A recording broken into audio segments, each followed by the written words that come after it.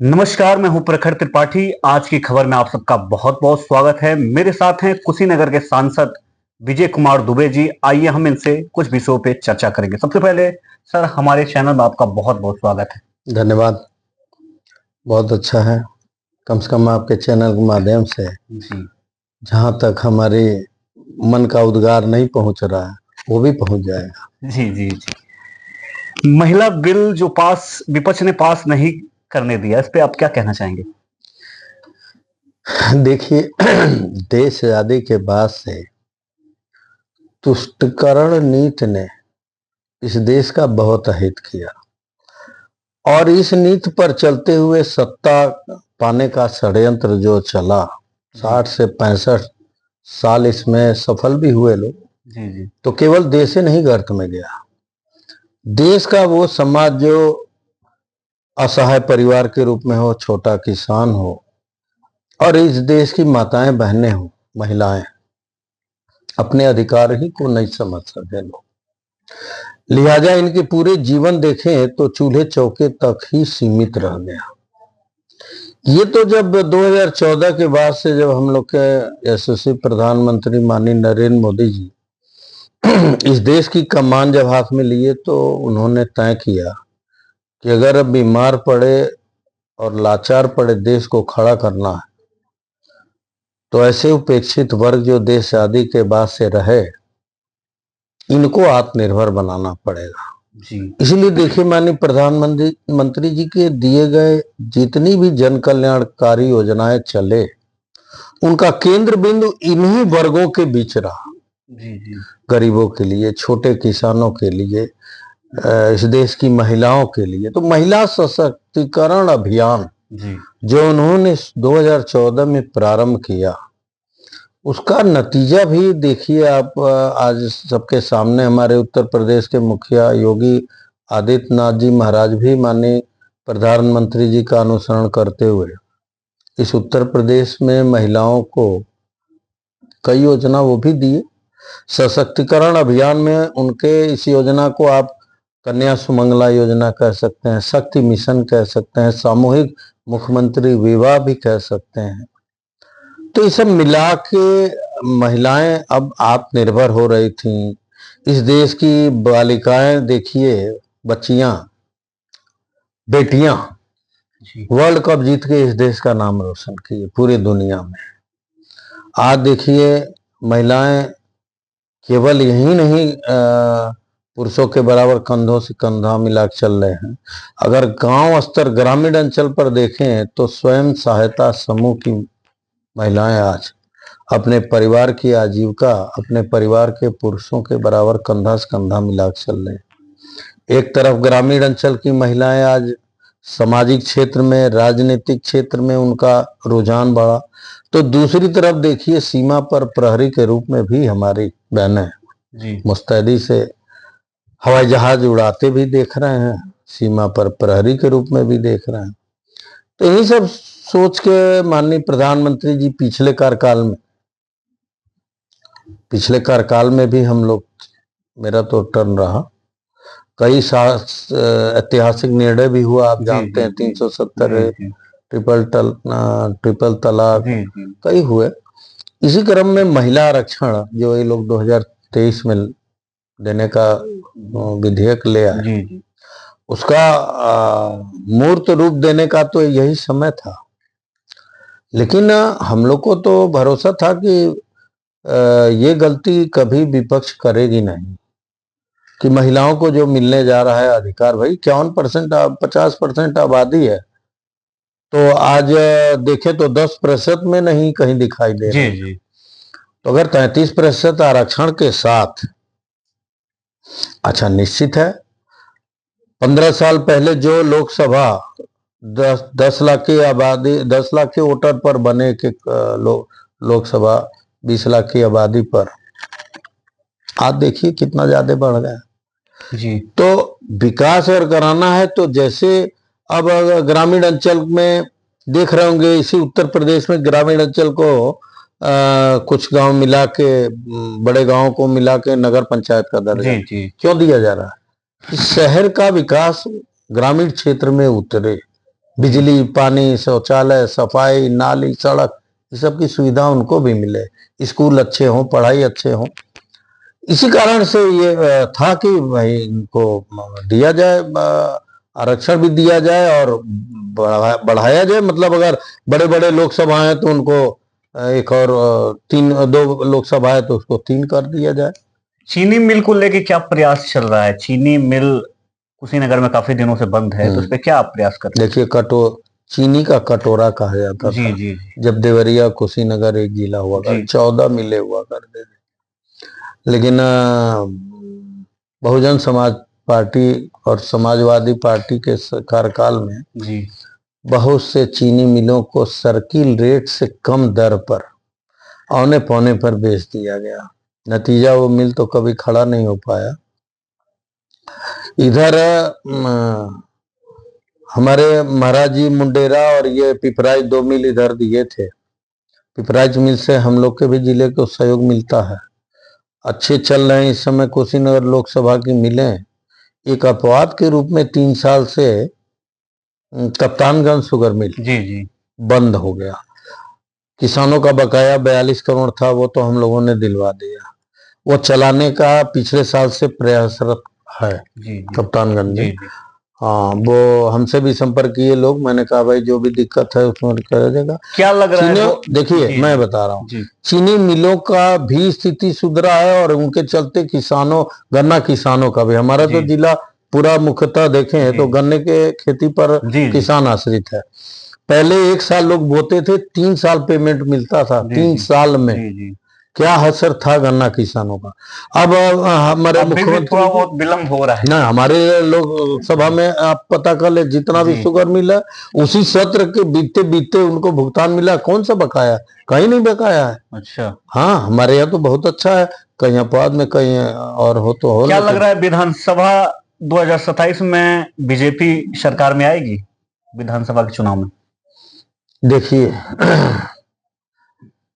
Narrative फैला के गुमराह कर ले जनता को, ये बार बार लहता नहीं है। जी 2024 में जीते तो नहीं ये लोग, लेकिन अपने स्तर से थोड़ा ऊपर उठे। जी उसका कारण था संविधान बदल दिया जाएगा भाजपा के द्वारा। माननीय मोदी जी अगर बहुमत में आएंगे तो संविधान बदल देंगे।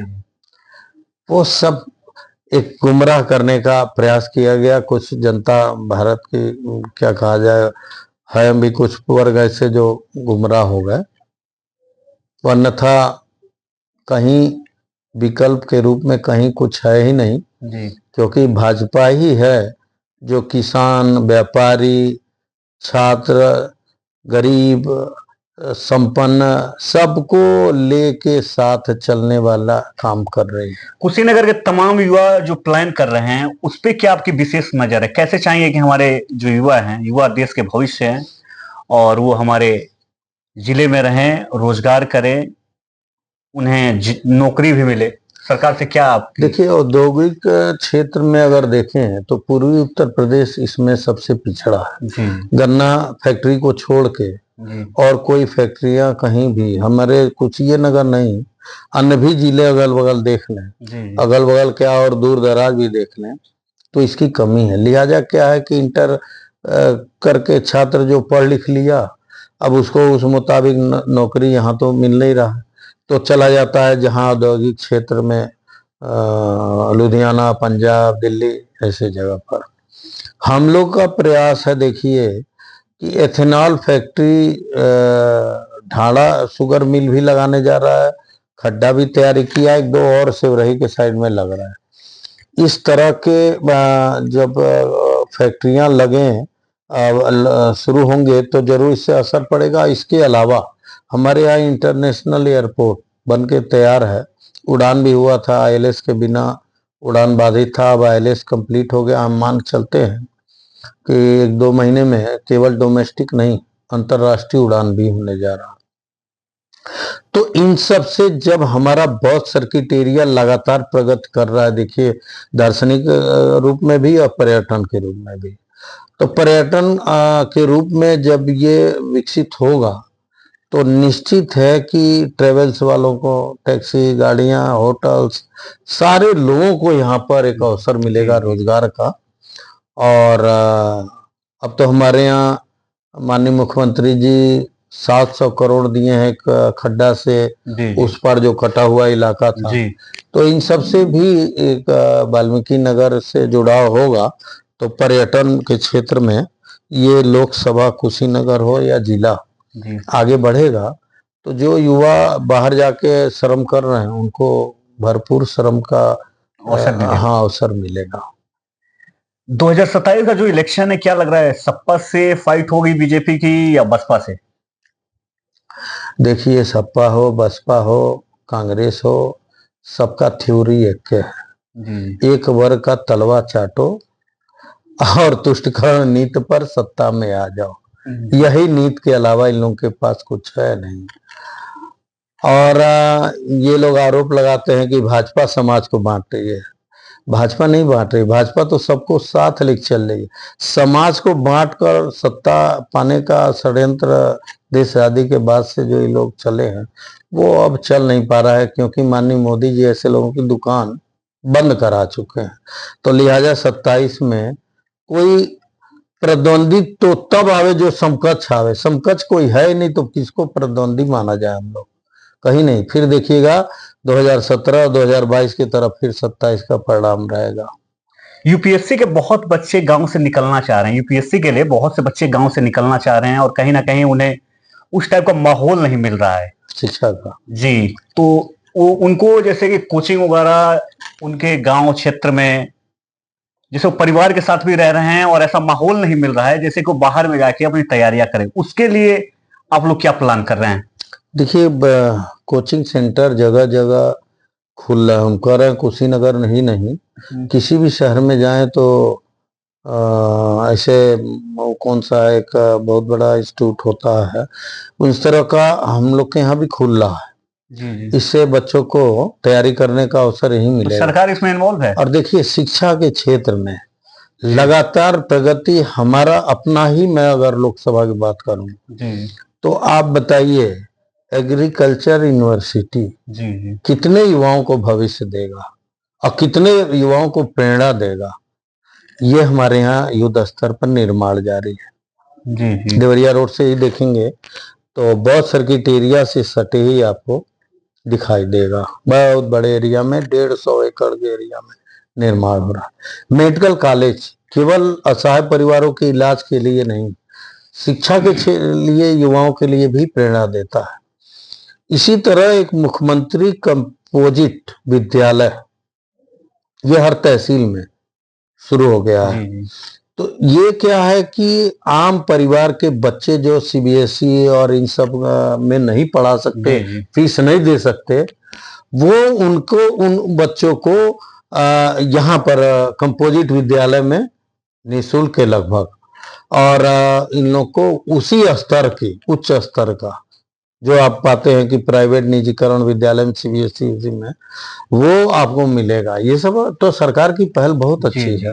मैं ये भी देख रहा हूँ गांव में बहुत से होनहार बच्चे हैं जो अपने क्षेत्र में आगे बढ़ना चाह रहे हैं, लेकिन माहौल उनको उस टाइप का नहीं मिल रहा है जिससे, अगर सोशल मीडिया का माहौल है तो कुछ लोग निखर रहे हैं, कुछ लोग चाहते हैं आगे बढ़ना, लेकिन उन लोगों को माहौल नहीं मिल रहा है। इस पर सरकार को अपना एक योजना बनानी चाहिए जिससे कि आम जनता जो बहुत निचली स्तर से आता है उन्हें आगे बढ़ने का मौका मिले। तो इस पे आपकी क्या प्रयास रहेगी? देखिए, इस तरह के मेधावी छात्रों को भविष्य जो है आगे सुदृढ़ हो और अपने मतलब पैर पर खड़े हों, आत्मनिर्भर बने, इसके लिए सरकार कई योजना दी। मैं बताया, देश आजादी के बाद से 65-70 सालों तक तो किसी भी वर्ग के लिए कुछ हुआ नहीं। इधर आप देखें 11 साल 12 साल कोई समय नहीं होता, लेकिन बदलाव का ये देखिए कि अगर स्पोर्ट्स पर ही आप बात करें तो आज ग्रामीण अंचल के बच्चों के लिए कितना आगे खुला द्वार है। और ग्रामीण अंचल के बच्चे आज नेशनल खेल रहे हैं। हमारे लोकसभा में तैराक में देखिए तो नेशनल खेलने वाले मिल जाएंगे, ताइक्वांडो ऐसे गेम में नेशनल खेलने वाले बच्चे मिल जाएंगे। तो क्या है ये कि स्पोर्ट्स के क्षेत्र में भी बढ़ावा है। टैबलेट्स लगातार बंट रहे हैं बच्चों को। शिक्षा आधुनिकीकरण, केवल कृषि नहीं, शिक्षा को आधुनिकीकरण में तब्दील करके इन बच्चों को योग्यता को और उभारने का जो प्रयास चल रहा है, ये आज दिखाई दे रहा है और आने वाला परिणाम भी बहुत जल्द इसका दिखाई देना शुरू हो जाएगा। अमेरिका और ईरान के बीच जो युद्ध हो रहा है, इसमें मोदी जी का क्या रोल दिख रहा है आपको? देखिए, युद्ध किसी भी देश के लिए कभी लाभदायक नहीं होता। जी जी। वो हमेशा नुकसान करता है, हारने वाले को भी नुकसान उठाना है। ये युद्ध पे विराम लगे, इसके लिए मोदी जी क्या प्रयास कर रहे हैं? उस युद्ध को जो जीत लेता है उसको भी नुकसान जी जी उठाना पड़ता है। तो आप देखिए, हमारे प्रधानमंत्री जी लगातार इस प्रयास में हैं जी। और भी कई देश हैं इस प्रयास में कि किसी तरह ये युद्ध पर पूर्ण विराम लगे। जो दुनिया में आप देख रहे हैं इस समय, ग्लोबल वार्मिंग पर तो असर है ही, ये डीजल, पेट्रोल, गैस सब पर असर पड़ रहा है। हाँ, तो इससे उबरने की जरूरत है। और वैसे भी हमारी धरती तो दुनिया को शांति का संदेश देने वाले भगवान बुद्ध की धरती है। ऐसे समय में दुनिया को एहसास है कि आज युद्ध की जरूरत नहीं है। भगवान बुद्ध के मैत्री, करुणा और शांति की जो संदेश दिए थे उसकी जरूरत है। बहुत बहुत धन्यवाद सर हमारे साथ बनने के लिए। नमस्कार। धन्यवाद आपको।